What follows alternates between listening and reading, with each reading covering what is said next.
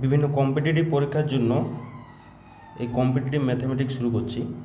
প্রথম চ্যাপ্টার হচ্ছে বাস্তব সংখ্যা তত্ত্ব। Real number system.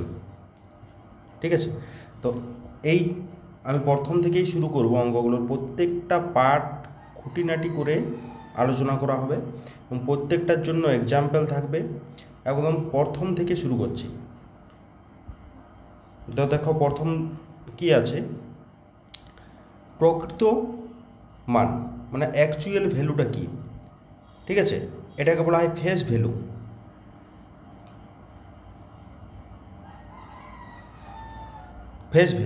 ঠিক আছে, কোনো অঙ্কের প্রকৃত মান বলতে সেই অঙ্কটিকেই বুঝাই। ঠিক আছে, অর্থাৎ 245 সংখ্যাটির 4-এর প্রকৃত মান কত হবে? 4ই হবে। 2-এর প্রকৃত মান 2ই হবে এবং 5-এর প্রকৃত মান 5ই হবে। ঠিক আছে, মানে সেই সংখ্যাটাকেই বুঝাবে। এরপর স্থানীয় মান অর্থাৎ প্লেস ভ্যালুটা কি? স্থানীয় মান অর্থাৎ প্লেস ভ্যালুটা হবে একেবারে ডান দিক থেকে যথাক্রমে একক, দশক, শতক, সহস্র ইত্যাদি স্থান ধরে ক্রমশ এগিয়ে যেতে হবে। যেমন এই 2549 সংখ্যাটি আছে, সেই সংখ্যাটির সাপেক্ষে যদি আমরা বিভিন্ন সংখ্যার বিভিন্ন এই অঙ্কগুলোর কি স্থানীয় মান নির্ণয় করি, তার জন্য কি হবে, ডান দিক থেকে একক, দশক, শতক করতে হবে। অর্থাৎ একক, দশক, শতক করা হয়েছে, অর্থাৎ এইটা হাজারের স্থানে আসছে, তাহলে 2-এর স্থানীয় মান কত? 2-এর পরে 3টা শূন্য। ঠিক আছে, 1, 2, 3, 3টা শূন্য। তারপরে 5-এর স্থানীয় মান 5-এর পরে 2টা শূন্য। 4-এর স্থানীয় মান 4-এর পরে একটা শূন্য। ঠিক আছে, 9-এর স্থানীয় মান শুধু 9, 9-এর পরে সংখ্যা নেই, শুধু 9।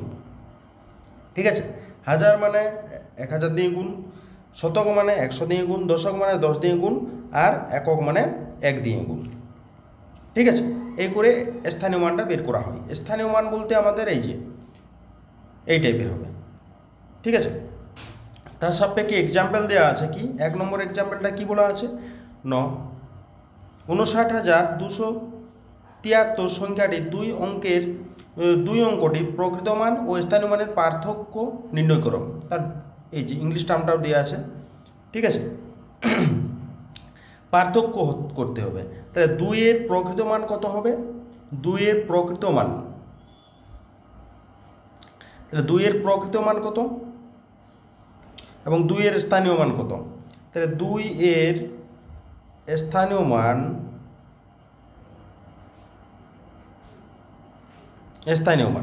তাহলে 2টা একাদশ শতকে আছে,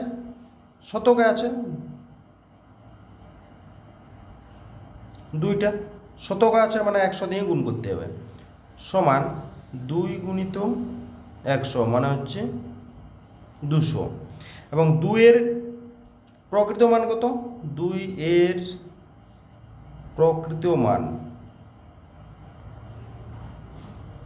সমান হচ্ছে 2 হবে। তাহলে এদের বলছে ডিফারেন্সটা কত, পার্থক্য কত? তাহলে পার্থক্যটা হচ্ছে কত হবে? পার্থক্য 200 মাইনাস 2 মানে হয়ে যাবে 198। ঠিক আছে, এটাই হচ্ছে এদের মধ্যে পার্থক্যটা। ওকে, এরপরে 2-এর দাগের অঙ্কটাতে দেওয়া আছে 92,135 সংখ্যাটি 2-এর স্থানীয় মান কত? ঠিক আছে, স্থানীয় মান প্লেস ভ্যালু বা লোকাল ভ্যালু বলা হয়।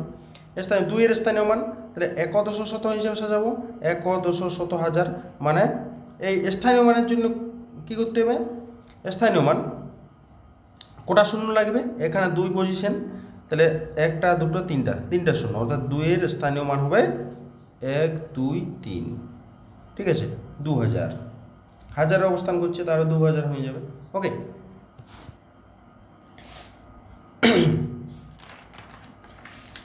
এর পরের অঙ্ক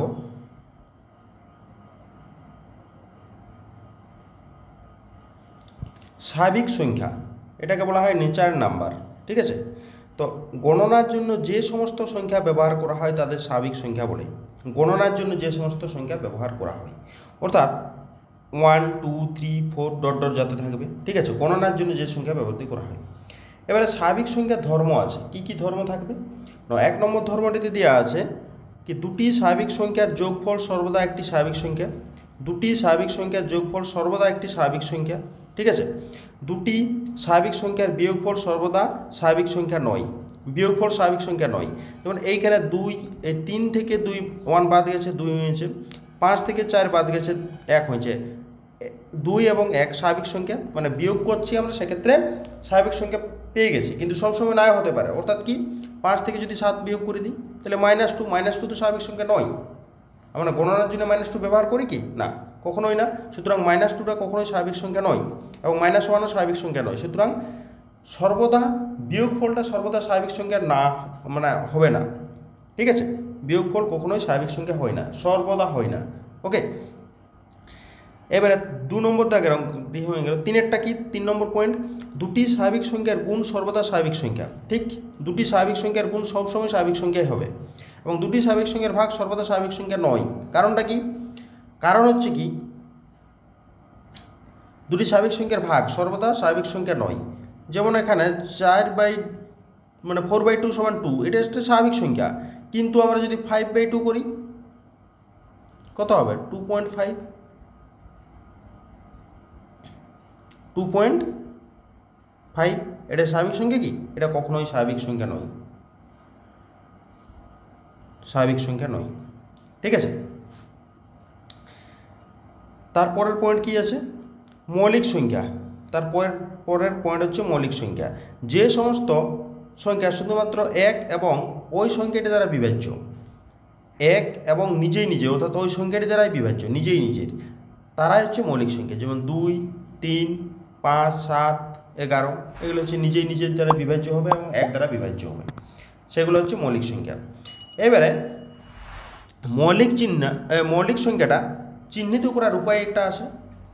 মৌলিক সংখ্যাটা চিহ্নিত করার একটা উপায় আছে, কি না, সংখ্যাটির আনুমানিক বর্গমূলের থেকে বড় এমন সংখ্যা নিয়ে সেই সংখ্যা থেকে ছোট সমস্ত মৌলিক সংখ্যা দিয়ে প্রদত্ত সংখ্যাটি বিভাজ্য কিনা পরীক্ষা করতে হয়।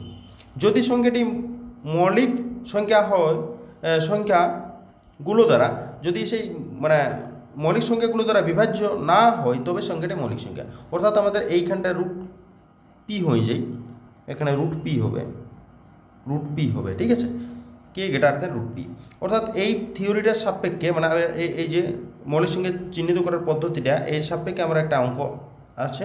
সেই অঙ্কটা কি হবে? এই যে রুট অফ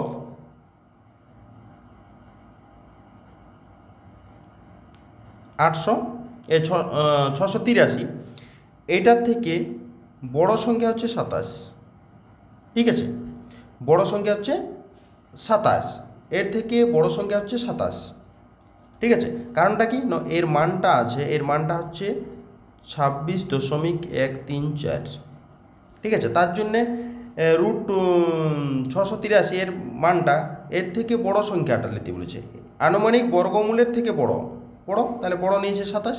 এবার 27-এর মৌলিক সংখ্যা খুঁজতে হবে, 27-এর মৌলিক সংখ্যা, 27-এর থেকে ছোট মৌলিক সংখ্যা, 27-এর ছোট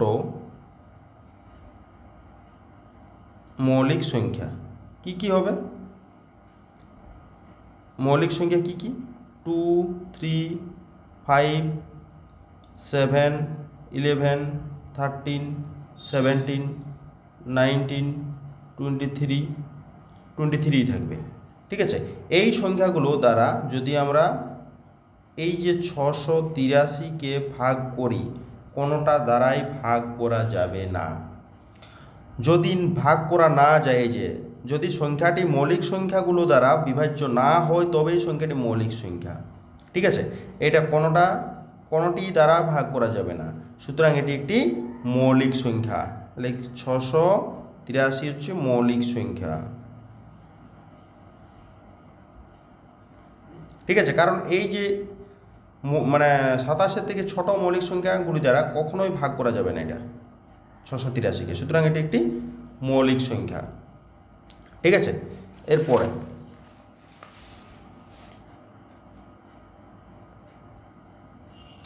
নিচের সংখ্যাগুলির মধ্যে কোনগুলি মৌলিক সংখ্যা?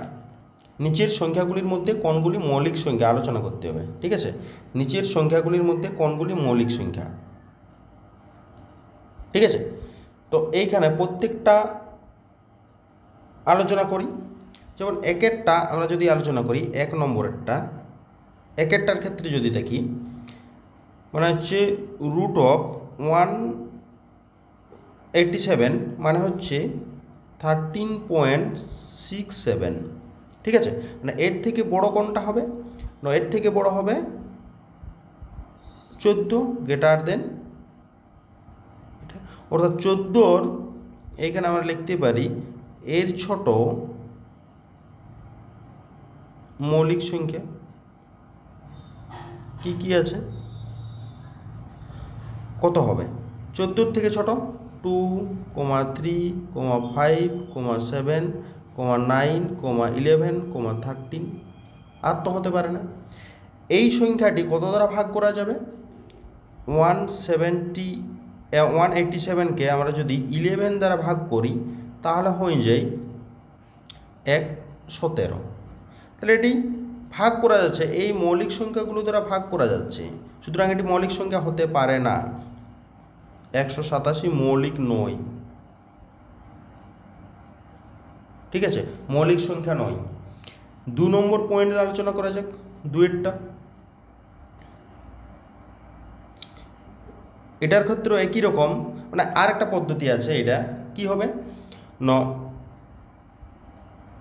13 169, 13 তাহলে এটার থেকে বড় হতে হবে, মানে এইটা 196। তাহলে আমাদের 14টা সবসময় বড় হবে 173 থেকে। ঠিক আছে, তাহলে 14-এর একই রকমভাবে আমরা কি জানি, 14-এর ছোট গুণনীয়ক মৌলিক সংখ্যাগুলো কি কি হবে? আমাদের আসছে 2, 3, 5, 7, 9, 11, 13। ঠিক আছে, এই সংখ্যাটি ভাগ করা হবে। এই সংখ্যাগুলো দ্বারা 173কে ভাগ করা যাবে 2 দ্বারা, 3 দ্বারা, 3 দ্বারাও যাবে না, 5 দ্বারা, 7 দ্বারা, 7 দুগুণে 14, 43 না, 9 দিয়েও যাবে না, 9, 8 83 থাকছে, 11 না, 13, 43 থাকছে না। সুতরাং এই সংখ্যাটি বিভাজ্য, কোনো সংখ্যা দ্বারা বিভাজ্য নয়। ঠিক আছে, এটা বিভাজ্য হচ্ছে না, বিভাজ্য নয়। তাহলে এটা কি হবে? 173টা একটি মৌলিক সংখ্যা, বিভাজ্য নয় মানে এটা হচ্ছে মৌলিক সংখ্যা। 173 মৌলিক সংখ্যা। ঠিক আছে, তারপরে আমাদের আছে 811। তাহলে 811 বর্গমূল থেকে বড় সংখ্যাটি কত হবে? মানে 30 যদি করা হয়, 30 স্কোয়ার মানে হচ্ছে 900, তাহলে হলো না, 30 স্কোয়ার মানে 900। ঠিক আছে, 29 স্কোয়ার 800 থেকে বড় মানে ছোটই হবে, এর থেকে বড় 800 থেকে বড়ই হবে।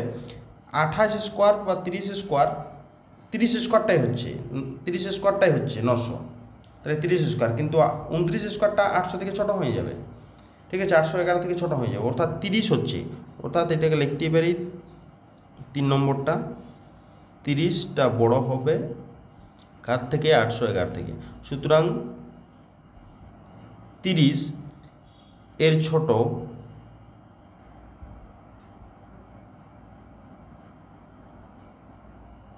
মৌলিক সংখ্যা কি কি হবে? 2, 3, 5, 7, 11, 13, 17, 19, 23, 29। ঠিক আছে, এবারে ভাগ করা যাবে কোনটা দ্বারা? এই সংখ্যাগুলো দ্বারা 811কে ভাগ করা যাবে? কখনোই ভাগ করা যাবে না এই সংখ্যাগুলো দ্বারা। 811 বিভাজ্য নয়, 811 বিভাজ্য নয়। তাহলে 811 কি হবে? 811 হচ্ছে মৌলিক সংখ্যা, মৌলিক সংখ্যা। 811টা মৌলিক সংখ্যা হবে। তোমরা দেখবে, চেক করে দেখো, কোনো লাইন ভাগ করা যাবে না, কোনোটিই ভাগ করতে পারবে না তাকে। ওকে, এরপরে আমাদের আসছে যৌগিক সংখ্যা। যৌগিক সংখ্যাটা কি? যে সমস্ত সংখ্যার এক এবং ওই সংখ্যাটি ছাড়াও অন্য এক বা একাধিক সংখ্যা দ্বারা বিভাজ্য, ওই সংখ্যাটি অন্য এক বা একাধিক দ্বারা বিভাজ্য, এক বা একাধিক সংখ্যা দ্বারা বিভাজ্য, তাদের মৌলিক সংখ্যা বলা হয়। এক এবং ওই সংখ্যাটি ছাড়াও অন্য আরও অনেক সংখ্যা আছে, সেই সংখ্যাগুলি দ্বারা বিভাজ্য হবে, তাহলে তাকে আমরা যৌগিক সংখ্যা বলবো। যেমন 4, 6, 8, 10 এগুলো হচ্ছে যৌগিক সংখ্যা। কারণ 4কে আমি 1 দ্বারাও ভাগ করতে পারি এবং 4 দিয়েও ভাগ করতে পারি। আর 4কে কাকে দিয়ে ভাগ করতে পারি?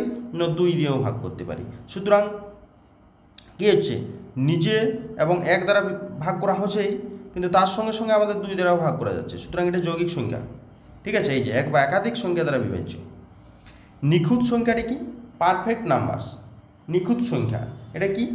যে সংখ্যার উৎপাদক সমষ্টির মান সংখ্যাটির মানের সমান, মানে যে সংখ্যাটার উৎপাদকের সমষ্টির মান সংখ্যাটির মানের সমান, তাদের নিখুঁত সংখ্যা বলা হয়। যেমন 6, 6টার উৎপাদক কি কি হবে?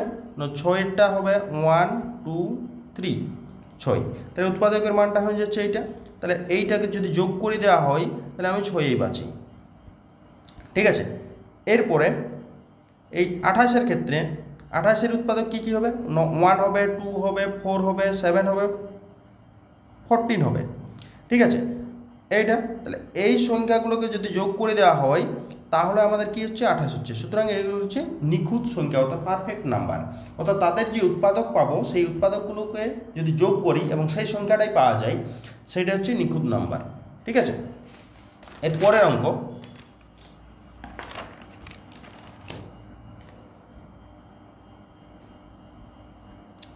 পরস্পর মৌলিক সংখ্যা।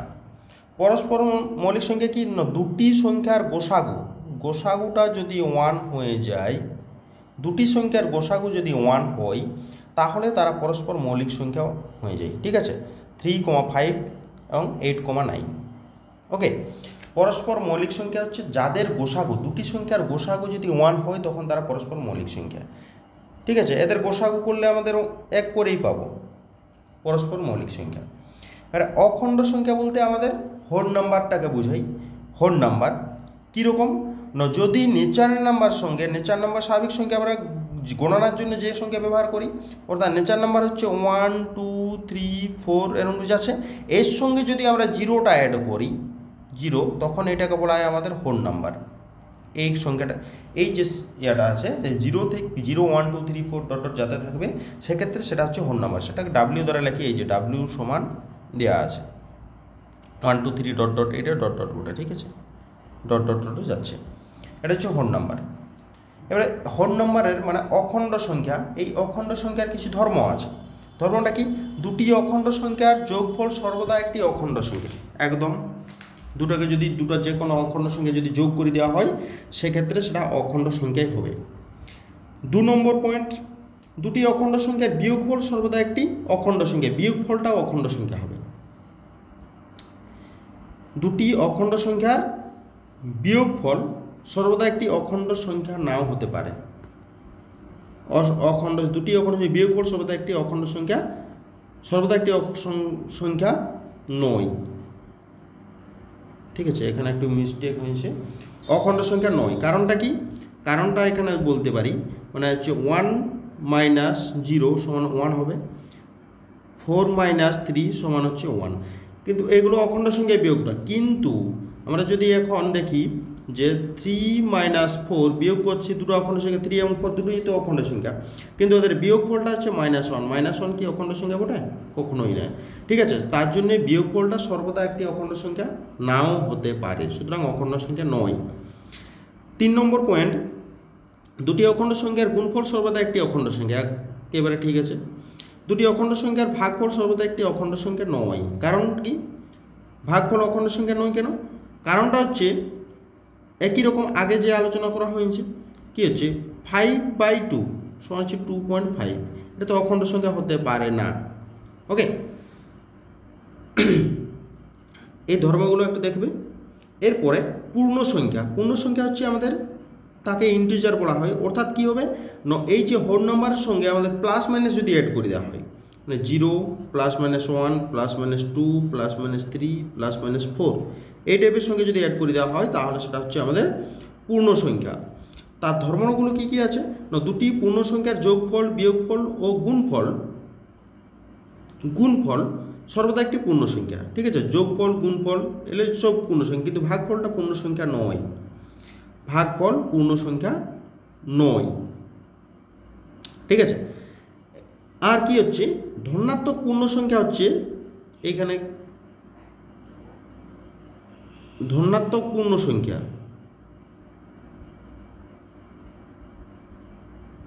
ধনাত্মক পূর্ণ সংখ্যা কী কী না 1 2 3 এরকম যাবে। এবং ঋণাত্মক পূর্ণ সংখ্যা কি, ঋণাত্মক পূর্ণ সংখ্যা -1 -2 -3 ডট ডট যাবে।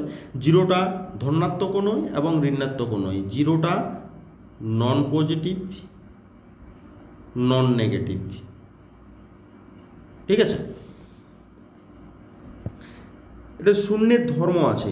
এর পরের পার্টটা হচ্ছে শূন্যের ধর্ম। শূন্যের ধর্ম 0 টু দি পাওয়ার 0 মানে a টু দি পাওয়ার 0 সবসময় সামথিং টু দি পাওয়ার 0 আমাদের সবসময় 1 হয়। a টু দি পাওয়ার 0 মানে হচ্ছে 1। ওকে, কিন্তু 0 টু দি পাওয়ার 0 এটা হচ্ছে অসংজ্ঞাত, এর কোনো মানে হয় না, অসংজ্ঞাত। ঠিক আছে, এটা হলো জোড় বা যুগ্ম সংখ্যা, মানে 2 দ্বারা যে সংখ্যাগুলোকে ভাগ করা যাবে সেটা হচ্ছে জোড় বা যুগ্ম সংখ্যা। যেমন 2 দ্বারা জন সংখ্যাকে ভাগ করা যাবে। ঠিক আছে, যেমন 4 6 8 10 12 এটা হচ্ছে যুগ্ম সংখ্যা। যুগ্ম সংখ্যার মধ্যে একটা আছে খুবই পার্টটা ইম্পর্টেন্ট, যেটা হচ্ছে 0টা হচ্ছে যুগ্ম সংখ্যা, ইভেন নাম্বার, এটা মনে রাখবে 0টা। তবে বিজোড় সংখ্যা কি 2 দ্বারা বিভাজ্য নয়, 2 দ্বারা বিভাজ্য নয় বিজোড় সংখ্যা। যেমন 1 আছে, 3 আছে, ঠিক আছে, 5 আছে, এগুলো হবে। ওকে,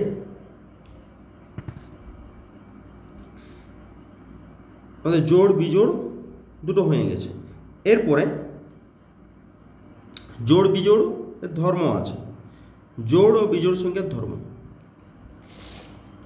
ঠিক আছে, তাহলে দুটি জোড় সংখ্যার সমষ্টি, দুটো জোড় সংখ্যার সমষ্টি মানে 2 + 2 2 + 4 = 6 সর্বদাই জোড় হবে। ঠিক আছে, জোড় হয়ে যাবে। ওকে, আর দুটি বিজোড় সংখ্যার সমষ্টি ও অন্তর সর্বদাই জোড়, তাহলে দুটি বিজোড় সংখ্যা আমি লিখতে পারি আমি 5 আর 3কে যদি যোগ করি 8 হবে, এবং বিয়োগ করলে 2 হবে, অর্থাৎ জোড় সংখ্যা পাওয়া যাবে। ঠিক আছে, জোড়কে জোড়ে যোগ করলে জোড়, আর বিজোড়ের সঙ্গে যদি সমষ্টি এবং অন্তর করি সেক্ষেত্রে জোড়েই পাওয়া যাবে। ঠিক আছে, জোড় সংখ্যা পাওয়া যাবে। 3 নম্বর কন্ডিশন কি, একটি জোড় এবং একটি বিজোড় সংখ্যার সমষ্টি ও অন্তর সর্বদাই বিজোড়। একটি জোড় সংখ্যার এবং একটা বিজোড় সংখ্যার সমষ্টি, তাহলে একটি জোড় সংখ্যা কত, জোড় সংখ্যা আমি 4 লিই, বিজোড় সংখ্যা 3 লিই, যোগ করলে কত হবে 7, এবং বিয়োগ করলে কত হবে, বিয়োগ করলে 1। সুতরাং জোড় এবং বিজোড় সংখ্যা দুটো যোগ করি এবং তাদের অন্তর করি, বিজোড় সংখ্যা পাওয়া যায়। দুটি জোড় সংখ্যার গুণফল সর্বদা জোড়। ঠিক আছে, এটা জোড়ই হবে। আর দুটি বিজোড় সংখ্যার গুণফল সর্বদা বিজোড়। ঠিক আছে, এটাও একটি জোড় সংখ্যা এবং একটি বিজোড় সংখ্যার গুণফল সর্বদাই জোড়। একটি জোড় সংখ্যা এবং একটি বিজোড় সংখ্যার গুণফল।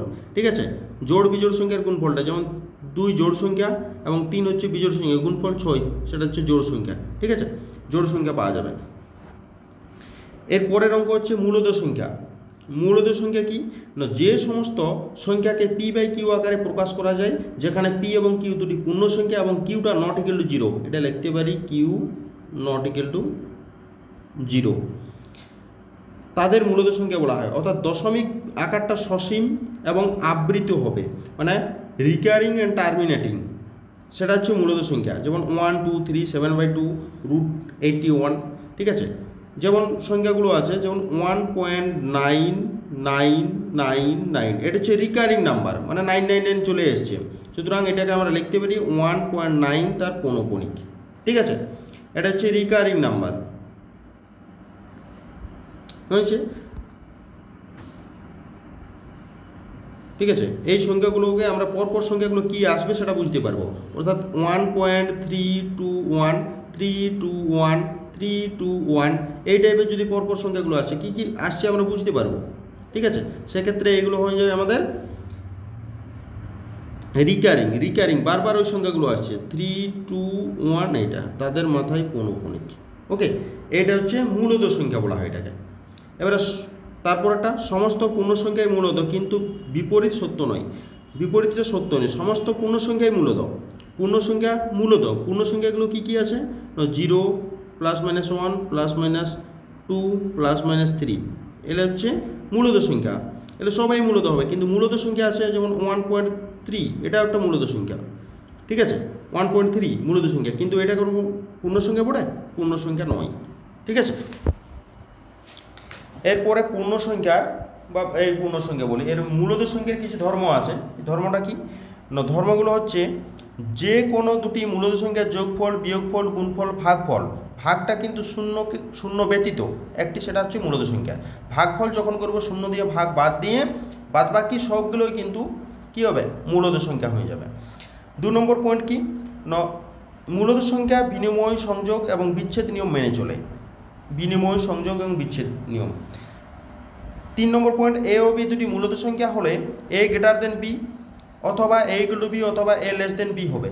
ওকে, 3 নম্বর পয়েন্ট, a, b, c তিনটি মূলত সংখ্যা এবং a b, b c হলে a c হবে। ঠিক আছে, a c হবে। দুটি মূলত সংখ্যার মধ্যে অসংখ্য মূলত সংখ্যা আছে। দুটি মূলত সংখ্যার মধ্যে অসংখ্য মূলত সংখ্যা আছে। দুটি মূলত সংখ্যার মধ্যে অসংখ্য মূলত সংখ্যা আছে। দুটি মূলত সংখ্যার মধ্যে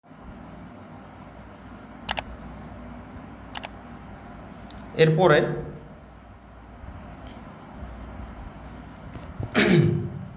অমূলত সংখ্যা। যে সমস্ত সংখ্যাকে p/q আকারে প্রকাশ করা যায় না তাদের অমূলত সংখ্যা বলা হয়। অর্থাৎ দশমিক আকারটা অনাবৃত এবং অসীম, অর্থাৎ নন রিকারিং, নন টার্মিনেটিং, অর্থাৎ কোথাও ভাগ করতে যায় দাঁড়ানো যাবে না। ঠিক আছে, এবং পরপর কোনো রিপিট সংখ্যাও আসবে না, সেক্ষেত্রে নন রিকারিং, নন টার্মিনেটিং। ঠিক আছে, ধর্মটা কি, দুটি অমূলত সংখ্যার যোগফল সর্বদা একটি মূলত সংখ্যা নয়। দুটি অমূলত সংখ্যার যোগফল সর্বদা একটি অমূলত নয়, অমূলত হবে না যোগফলটা। ঠিক আছে, দুটি অমূলত সংখ্যার যোগফল সর্বদা, দুটি অমূলত সংখ্যার যোগফল সর্বদা একটি অমূলত নয়। কারণটা কি, দুটি অমূলত সংখ্যা আমি ধরছি 3 + -3, -3 তো অমূলত, তাহলে এদের যোগফলটা কত হচ্ছে? 0। 0 হচ্ছে কি মূলত সংখ্যা, তো এটা মূলত, সুতরাং অমূলত হবে না। 2 নম্বর পয়েন্ট কি, দুটি অমূলত সংখ্যার বিয়োগফল সর্বদা একটি অমূলত সংখ্যা নয়। দুটি অমূলত সংখ্যার বিয়োগফল সর্বদা একটি অমূলত সংখ্যা নয়। ঠিক আছে, এটাও সেমভাবে এক্সাম্পল, দুটি অমূলত সংখ্যার গুণফল ভাগফল সর্বদা একটি অমূলত সংখ্যা, এটা ঠিক আছে, ভাগফল এবং গুণফল অমূলতই হবে। 4 নম্বর, একটি অমূলত সংখ্যার মধ্যে অসংখ্য মূলত ও অমূলত সংখ্যা আছে। ঠিক আছে, একটি মূলত ও একটি অমূলত সংখ্যার যোগফল, বিয়োগফল, গুণফল, ভাগফল সর্বদা একটি অমূলত সংখ্যা।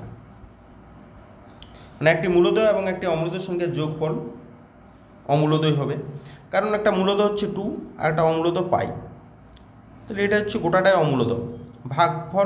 ভাগফলটা অমূলত, গুণফলটা অমূলত, সবাই অমূলত হবে।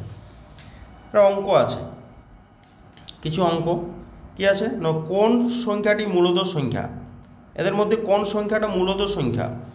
√3 কখনোই মূলত নয়, √7 মূলত নয়, পাই মূলত নয়, তাহলে কোনটা মূলত হবে না? 3/2 হচ্ছে মূলত সংখ্যা, 3/2 হচ্ছে মূলত সংখ্যা। ঠিক আছে, 2 দাগের অঙ্কটা 32.362 মানে 32.362 সংখ্যাটি হলো, এই সংখ্যাটি কি হবে না, এই সংখ্যাটি হবে, এটার কাছে কিন্তু এইটি ছিল, এটা একটু চেঞ্জ করি,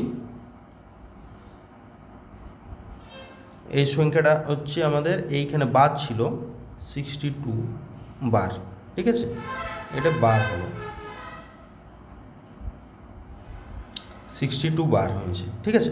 তাহলে কি হবে না, এটা যদি বার থাকে তাহলে কি হবে সংখ্যাটি, এটা বারবার মানে 62টা বারবার আসছে, অর্থাৎ এই সংখ্যাটাকে যদি আমরা এইখানে লিখি 32.362 এরকম করে যাচ্ছে। সুতরাং এই সংখ্যাটাকে লিখতে পারি 32.362 তার পৌনঃপুনিক, অথবা লিখতে পারি 32.362 তার বার হবে, ঠিক আছে। তাহলে এটা কি হবে না, এটা বারবার আসছে, রিকারিং বারবার আসছে, তাহলে এটা একটি মূলদ সংখ্যা হবে, মূলদ সংখ্যা, ঠিক আছে, এটা একটি মূলদ সংখ্যা হবে, ঠিক আছে। তিনের দাগের অঙ্কটি এইটা আসছে 3.23 এরকম করে যাচ্ছে, মানে পরপর সংখ্যাগুলো চেঞ্জ হচ্ছে, মানে একই টাইপের আসছে না, ঠিক আছে। তাহলে এই সংখ্যাটি সবসময় কি হবে, অমূলদ সংখ্যা হবে, অমূলদ সংখ্যা, এই সংখ্যাটা অমূলদ হবে, ঠিক আছে, মানে নন রিকারিং, একই টাইপের কোনো টাইপ আসছে না, ঠিক আছে, পরপর চেঞ্জ হচ্ছে, তিনটা সবসময় বাড়ি যাচ্ছে। এরপর 4 দাগের 2.152152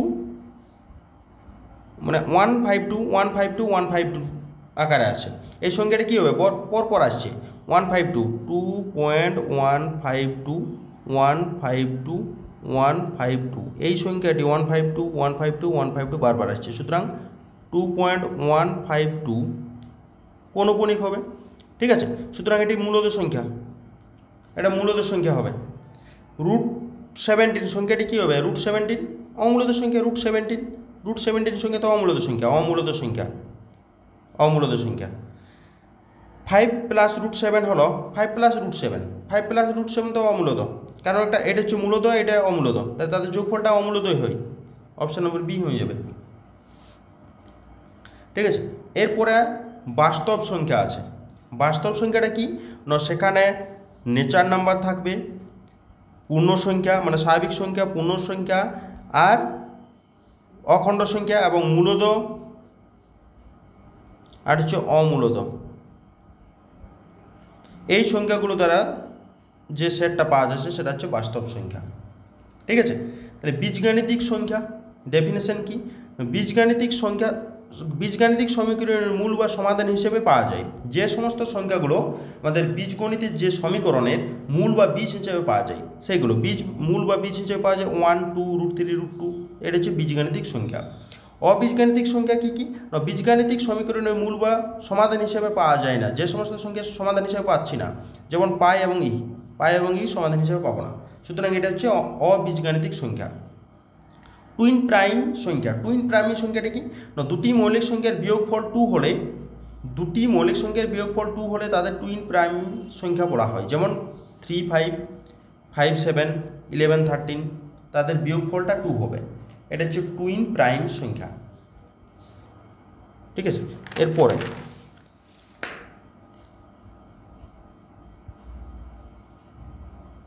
এবারে নিচের সংখ্যাগুলো আছে, সেই সংখ্যাগুলোর মধ্যে হচ্ছে কোনটি মৌলিক সংখ্যা হবে,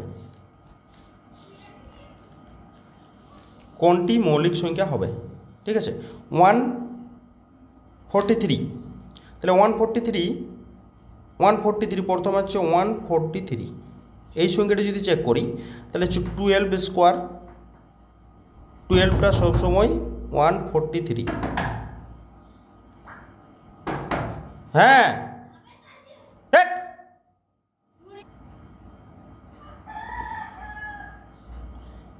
12 স্কোয়ার মানে √143, ঠিক আছে।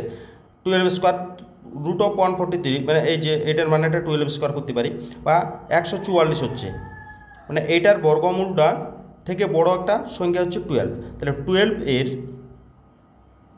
থেকে ছোট, 12 এর ছোট মৌলিক সংখ্যা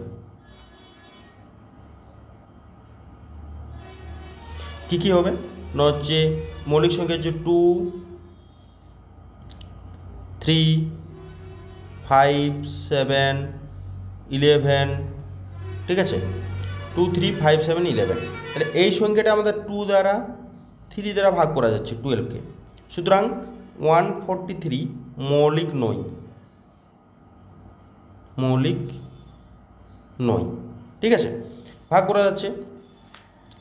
এবারে তারপরে সংখ্যাটি হচ্ছে 2 to 1। এই সংখ্যাটির ক্ষেত্রে দেখি 2 to 1 মানে 15টা হচ্ছে এর বর্গমূল থেকে বড় হবে, 15টা ও 15 সংখ্যাটি, তাহলে 15 এর থেকে এর ছোট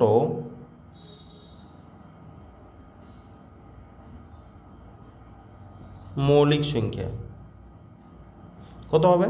2 3 5 7 11 13 পর্যন্ত যাবে। এই সংখ্যাটি 15টা আমাদের 3 দ্বারা যাবে এবং 5 দ্বারাও ভাগ করা যাবে, ঠিক আছে, 15কে, অর্থাৎ 2 to 1 মৌলিক নয়, ঠিক আছে। এরপরে আমরা চেক করি 8 to 3, 8 to 3,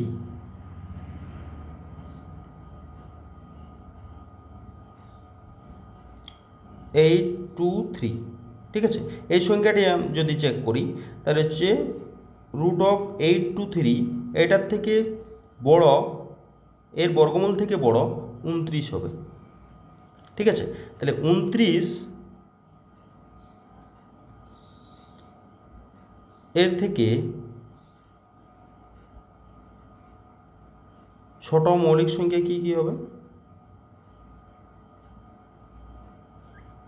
2 3 5 7 11 13 17 19 23 যাবে, ঠিক আছে।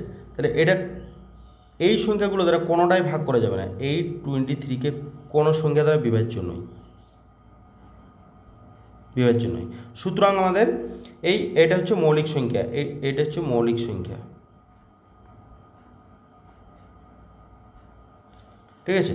8 23 মৌলিক সংখ্যা, অপশান নম্বর সিটা হবে সঠিক, এটা হচ্ছে মৌলিক, ঠিক আছে। এরপরে পরের অঙ্ক কি আছে? প্রথম 5টি মৌলিক সংখ্যার সমষ্টি। প্রথম 5টি মৌলিক সংখ্যা কি কি আছে? 2 আছে, 3 আছে, 5 আছে, 7 আছে, 11 আছে। প্রথম 5টি মৌলিক সংখ্যার সমষ্টি, তাহলে এইগুলোকে যদি যোগ করে দেওয়া হয় তাহলে কত পাওয়া যায়? যোগ করে যদি 2 3 5 7 11 যোগ করলে হচ্ছে 28, 28, option number D, 28, option number D হয়ে যাবে সঠিক। 15,015 মৌলিক উৎপাদকগুলি কী কী? 15,015 মৌলিক উৎপাদকগুলি কী কী হবে? তাহলে এটা যদি ভেঙে দেওয়া হয় কত হয়? 3 × 5 × 7 × 11 × 13, এটাই মৌলিক উৎপাদকগুলো হবে, ঠিক আছে। এর মৌলিক উৎপাদক এগুলো হবে, ঠিক আছে। তাহলে মৌলিক উৎপাদক এগুলো কত নম্বর অপশানে আছে? এটা অপশান নম্বর ডিতে আছে, option number D, option number D, okay. এর পরের অঙ্ক, পরে কি আছে? 60 এবং 75 এর মধ্যে মৌলিক সংখ্যাগুলির সমষ্টি কত? 60 এবং 75 মধ্যে মৌলিক সংখ্যা কী কী আছে? 60 এবং 75 মধ্যে 61 আছে, তারপরে 67 হবে, তারপরে হচ্ছে 71 হবে, তারপরে 73 হবে, আর তো হবে না 75-এর আগে, এর মধ্যবর্তী, তাহলে এটা যোগ হয়ে যাবে 272, option number B, 272, option number B, ঠিক আছে, সমষ্টিটা হয়ে যাবে। 6 দাগের অঙ্কটি ABC ... XYZ 26টি স্বাভাবিক সংখ্যা হলে x - a, x - b, x - c ... x - y, x - z এর মান কত? অর্থাৎ এক জায়গায় তো x - x থাকবে, সুতরাং x - a প্রত্যেকটা সংখ্যা বাদ যাচ্ছে x থেকে, মানে প্রত্যেকটা 26টা সংখ্যা আছে, তো সেই 26টা সংখ্যা এক্স থেকে বাদ যাচ্ছে, তাহলে এক জায়গায় তো এক্স মাইনাস এক্স হবেই। ঠিক আছে, তাদের গুণফলটা, তাহলে x minus y x minus z, তাহলে এক্স মাইনাস এক্স এক জায়গায় পাবো, সেক্ষেত্রে এক্স মাইনাস এক্স জিরো, তাহলে গোটাটাকে জিরো নিয়ে যাবে। অপশান নম্বর এই, অপশান নম্বর এই হয়ে যাবে। তারপরের অঙ্ক, 10 থেকে 50-এর মধ্যবর্তী যে মৌলিক সংখ্যাটির অঙ্কদ্বয় স্থান পরিবর্তন করলেও তার মানের পরিবর্তন হয় না, তার বর্গমূল, তার বর্গ কত? অর্থাৎ 1 থেকে 50, 10 থেকে 50 11 সংখ্যাটি আছে, তাদের স্থান পরিবর্তন যদি করি, ঠিক আছে, 11 দেখাবে, তার বর্গ কত? 11-র বর্গ হয়ে যায় 121, অর্থাৎ option number D, option number D হয়ে যাবে সঠিক। ঠিক আছে। 7 নম্বর, শূন্য সহ সমস্ত প্রকৃত সংখ্যাকে বলা হয় শূন্য সহ প্রকৃত বলতে স্বাভাবিক সংখ্যা, স্বাভাবিক সংখ্যা, তাহলে শূন্য সহ, তাহলে সেই শূন্য সহ যদি বলা হয় সেটা হচ্ছে সম্পূর্ণ বা অখণ্ড সংখ্যা বলা হয়, সেটা হচ্ছে অখণ্ড সংখ্যা, অখণ্ড সংখ্যা হবে সেটা, শূন্য যদি যোগ করে দেওয়া হয়, শূন্য আর স্বাভাবিক সংখ্যা 1 2 3 4 ডট ডট যাচ্ছে, এটা হচ্ছে অখণ্ড সংখ্যা, অখণ্ড সংখ্যা বলা হয়। প্রকৃত সংখ্যা সম্পর্কে নিম্নলিখিত বিবৃতিগুলি হলো প্রকৃত সংখ্যা সম্পর্কে নিম্নলিখিত বিবৃতিগুলি হলো প্রকৃত সংখ্যা সম্পর্কে। একটি ক্ষুদ্রতম প্রকৃত সংখ্যা বর্তমান প্রকৃত সংখ্যা মানে হচ্ছে নেচার নাম্বার, স্বাভাবিক সংখ্যা। একটি বৃহত্তম বৃহত্তম তো হতে পারে না কখনোই। দুটি প্রকৃত সংখ্যার মাঝে সবসময় একটি প্রকৃত সংখ্যা বর্তমান, দুটি প্রকৃত সংখ্যার মাঝে, তাহলে এটাও কখনো নয়, অর্থাৎ এদের মধ্যে কোনটি সঠিক? শুধু এ বি, মানে 1 2 2 3 কোনোটি নয়, শুধুমাত্র এটাই সঠিক হবে, মানে একটি ক্ষুদ্রতম প্রকৃত সংখ্যা বর্তমান, এটাই সঠিক হবে। ঠিক আছে। প্রত্যেক মূলদ সংখ্যা অবশ্যই যতগুলো মূলদ সংখ্যা আছে অবশ্যই কী হবে? মূলদ সংখ্যাগুলো অবশ্যই বাস্তব সংখ্যা হবে। প্রত্যেকটি মূলদ সংখ্যা পূর্ণ সংখ্যা হতে পারে না, প্রকৃত সংখ্যা হতে পারে না, অখণ্ড সংখ্যা হতে পারে না, এটা হচ্ছে সবসময় বাস্তব সংখ্যা হবে, বাস্তব সংখ্যা হবে। ঠিক আছে। Every rational number is a real numbers. ঠিক আছে।